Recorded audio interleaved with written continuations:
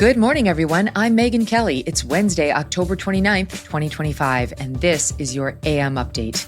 We have to frame it in terms of overall human welfare, not just everything should be solely for climate. Leading climate activist Bill Gates changing his tune about the dire nature of climate change. On the advice of counsel, I must respectfully decline to answer. The House Oversight Committee drops its report on the Biden White House's use of the Autopen. An early 2028 Democratic Frontrunner has emerged. Wait until you hear who it is. And President Trump appeals his felony conviction in New York. All that and more coming up in just a moment on your AM update. As President Trump is settling into his new administration, one of the top Democrats in Congress aiming to undermine the Trump agenda is Democrat Senator Dick Durbin of Illinois. And according to our sponsor, the Electronic Payments Coalition, Senator Durbin has a new plan, a government takeover of your credit card. Today, Americans have thousands of choices in credit cards, but they say Senator Durbin's plan will result in less competition and less security, which means more risk for your credit and your identity. You can learn more for yourself at guardyourcard.com. And you could consider telling your senators to stop Dick Durbin's government takeover of your credit card before it's too late. Bill Gates, the billionaire founder of Microsoft, in a stunning memo dropping what he calls tough truths about climate change in an obvious reversal of his prior stance. The letter beginning, quote, "There's a doomsday view of climate change that goes like this. In a few decades, cataclysmic climate change will decimate civilization. The evidence is all around us. Just look at all the heat waves and storms caused by rising global temperatures. Nothing matters more than limiting the rise in temperature. Yes, Bill, wherever did people get those doomsday views from? Oh, wait, it was from you. You and people like former Vice President Al Gore, Greta Thunberg, and President Obama, to name just a few." So certainly by the end of the century, you'll have permanent die-offs of all these coral ecosystems. No beach you ever went to will be around. We're still putting 162 million tons into it every single day. And the accumulated amount is now trapping as much extra heat as would be released by 600,000 Hiroshima-class atomic bombs exploding every single day on the Earth. People are suffering. People are dying. Entire ecosystems are collapsing. We are in the beginning of a mass extinction. The future seems somewhat bleak. There are times where I am doubtful that humanity can get its act together before it's too late. And images of dystopia start creeping into my dreams. It's an all-out effort, like a world war, but it's us against greenhouse gases. Gates' Tuesday letter admitting, quote, "Fortunately for all of us, this view is wrong. Although climate change will have serious consequences, particularly for people in the poorest countries, it will not lead to humanity's demise. Someone check on AOC immediately." Ahead of the upcoming climate summit next month in Brazil, Gates attempting to completely shift the global conversation around the left's pet issue. More from the letter, quote, "Although climate change will hurt poor people more than anyone else, for the vast majority of them, it will not be the only or even the biggest threat to their lives and welfare. The biggest problems are poverty and disease, just as they always have been." Reminder, Bill Gates once backed a venture to spray dust into the atmosphere in order to block the sun to cool the planet. Tuesday morning on CNBC, Gates explaining the key goal of the Paris Climate Accord, limiting global rise in temperature to 1.5 degrees Celsius, is not realistic, nor should it be a priority. Climate is a super important problem. There's enough innovation here to avoid super bad outcomes. We have to frame it in terms of overall human welfare, not just everything should be solely for climate. The one thing about that accord that turned out not to be realistic was the ambitious goal of staying to 1.5 degrees. We won't be able to do that. Even if you took all the money away from health, you wouldn't be able to do that. Wasn't the goal here to improve human lives? And shouldn't we, in our awareness of how little generosity there is to help, measure, should we get them a measles vaccine or should we do some climate-related activity? And if we stop funding all vaccines and that, saved you 0.1 degree, would that be a smart trade-off? Gates even admitting wind and solar energy options are not ready for prime time. Quote, "We don't yet have all the tools we need to meet the growing demand for energy without increasing carbon emissions," calling for the world to focus on innovation and adaptation to improve people's ability to live on a warming planet. Did he borrow this from Project 2025? Climate change scientist Michael Mann responding on MSNBC. And frankly, Bill Gates doesn't have any expertise in climate science, and he's failing to listen to what the experts actually have to say. So when Bill Gates says we'll just sort of try to engineer our way out of it or innovate our way out of it, it's really tone deaf to the fact that there are a very large number of people who will suffer catastrophic consequences if we continue to allow the planet to warm up. Some on the left pointing to the change in administration as a reason for the change in messaging. Gates among the tech CEOs who was at the White House with President Trump last month. The House Oversight Committee late Monday night releasing its 100-page report into the Biden White House's use of the Autopen, a mechanical device that replicates the president's signature. Over the course of 47 hours of testimony from 14 former aides, investigators examining who controlled access to the president's signature authority and how decisions were made involving the Autopen. The report finding, quote, his staff abused the Autopen and a lax chain of command policy to effect executive actions that lack any documentation of whether they were in fact authorized. It goes on, quote, there is no record demonstrating President Biden himself made all of the executive decisions that were attributed to him. Therefore, quote, the committee deems void all executive actions signed by the Autopen without proper corresponding contemporaneous written approval traceable to the president's own consent.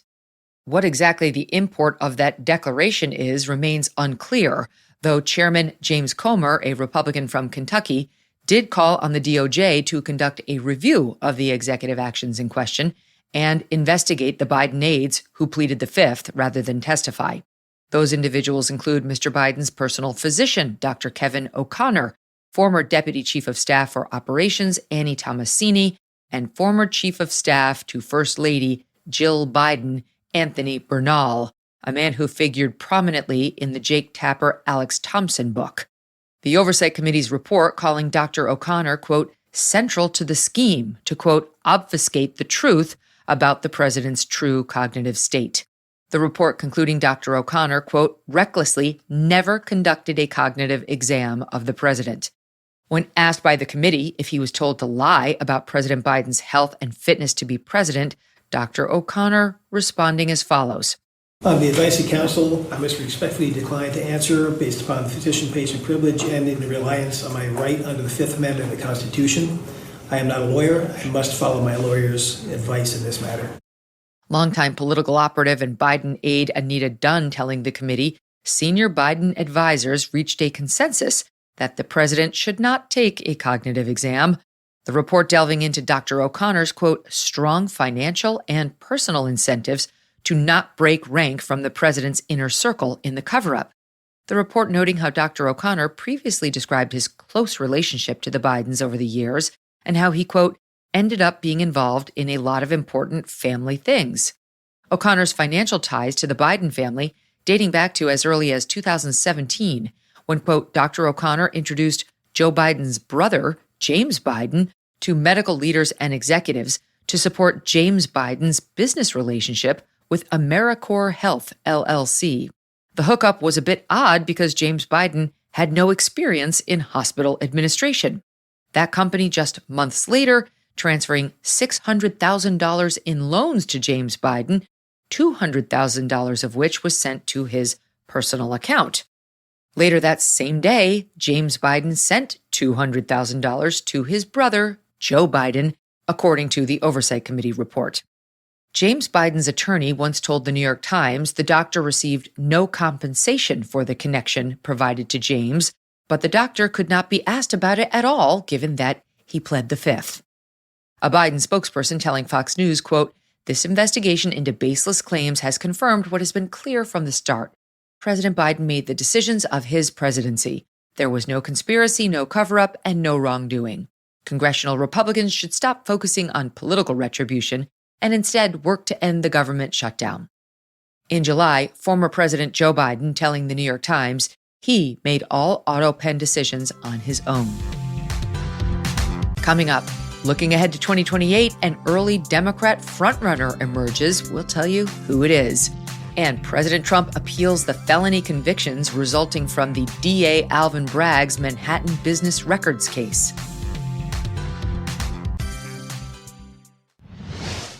When customers are walking through the aisles of their local Walmart, they're not just picking up groceries or supplies. They are supporting American businesses and their communities. The real story is what's behind the label. With over 2/3 of the products Walmart buys made, grown, or assembled right here in the U.S., buying local is not just stocking shelves, it's about strengthening communities. Because of that commitment, Walmart invested $350 billion in U.S. manufacturing, helping American companies like Fisher & Weezer Specialty Foods, a local Texas business, expand their operations in Fredericksburg, Texas, hire more people as well, and bring their Texas-grown peach jam to a national market. Their story is just one example of how Walmart's U.S. manufacturing investment is supporting over 750,000 American jobs. Businesses across the country are empowered to sell more, hire more, and help their communities grow. From farms to factories to final shopping carts, learn how Walmart is fueling the future of U.S. manufacturing at walmart.com/America at work. A new poll out of New Hampshire showing former Transportation Secretary Pete Buttigieg emerging as a presidential frontrunner for the Democrats in 2028. Mayor Pete leading the pack at 19%, trailed by California Governor Gavin Newsom at 15%, Congresswoman Alexandria Ocasio-Cortez at 14%, former VP Kamala Harris at 11%, Senator Bernie Sanders at 8%, and Illinois Governor J.B. Pritzker at 6%, according to the Granite State poll. For a little extra context, don't know/undecided coming in at 10%. The survey of around 600 Democrats planning to vote in the 2028 primary, also finding Buttigieg with the highest favorability among the pack at 81% favorable to 6% unfavorable, for a plus 75 net favorability rating. Senator Sanders with the second highest favorability at plus 59, AOC in third at plus 56. Kamala Harris, who with each passing interview gets closer and closer to saying she does plan to run again, notching just plus 38 favorability. Buttigieg becoming a national figure in the 2020 Democrat primary, running as an openly gay former mayor of South Bend, Indiana, ultimately dropping out of the race just before Super Tuesday and endorsing Joe Biden. Buttigieg later rewarded with the role of Transportation Secretary. During the supply chain crisis of 2020, Buttigieg was missing for about 2 months, later citing paternity leave as the excuse for his prolonged absence. Current Transportation Secretary Sean Duffy in August slamming his predecessor, accusing him of putting career ambitions ahead of the job. A lot of people, when they have a job, they use that job to run for a different office. And I think that's a huge mistake. And I think Mayor Pete was, Secretary Buttigieg was running for president while he was the Secretary of DOT and didn't pay attention to the basics. And so he had a focus truly on DEI and climate and the cost of that to the American people. And again, when you're focused on, changing the names of cockpit to flight deck or airman to aeronaut because you're concerned you could offend someone, all the while you have 84 near misses in the Washington, D.C. airspace between helicopters and fixed-wing aircraft, and you don't look at that, I don't know how you're going to run for president on that record. You didn't do your job. And had he done his job, we wouldn't have inherited all of the problems that we have right now that are going to take years to fix. President Trump on Monday appealing his criminal conviction in the Alvin Bragg Manhattan business records case, arguing the verdict should be overturned entirely. In a 100-plus page brief, Mr. Trump's legal team writing, quote, "This case should never have seen the inside of a courtroom, let alone resulted in a conviction." The appeal challenging the 34-count felony conviction for falsifying business records relating to payments made to porn star Stormy Daniels. Prosecutors allege the payments made to keep Daniels' story of an alleged sexual encounter with Mr. Trump out of the press during the 2016 campaign were falsely filed as legal expenses, even though they were paid out to Mr. Trump's lawyer. Prosecutors arguing Mr. Trump's desire to not record the words hush money payments amounted to election interference. Mr. Trump's legal team accusing DA Alvin Bragg of concocting a purported felony out of internal bookkeeping records by, quote, stacking time-barred bookkeeping misdemeanors under a convoluted legal theory. The president's lawyers arguing, quote, these charges against President Trump were as unprecedented as their political context. They argue the convictions should be thrown out on multiple grounds, including the Supreme Court's ruling on presidential immunity last year. From the brief, quote, the jury improperly heard extensive testimony about at least 4 different kinds of official acts by President Trump, including official presidential statements made on social media. Mr. Trump's team also saying Judge Juan Merchan, who oversaw the case, should have recused himself due to conflicts of interest. The brief citing 3 small yet improper payments by the judge to Biden for President and to 2 Democrat PACs, including one called the Stop Republicans PAC. In addition, the brief citing Judge Merchan's daughter's work at a political advertising company, quote, that was paid millions by the Kamala Harris campaign and by other Democrats, including for running advertisements specifically invoking the District Attorney of New York's prosecution of President Trump in her father's courtroom. President Trump's conviction handed down in May of 2024. In January of 2025, Judge Merchan delivering an unconditional discharge, meaning after all that, a no-penalty sentence was handed down, just over 1 week before Mr. Trump returned to the White House. But the conviction stands for now. And that'll do it for your AM update. I'm Megyn Kelly. Join me back here for the Megyn Kelly Show, live on SiriusXM Triumph Channel 111 at noon East, on youtube.com/Megyn Kelly, and on all podcast platforms.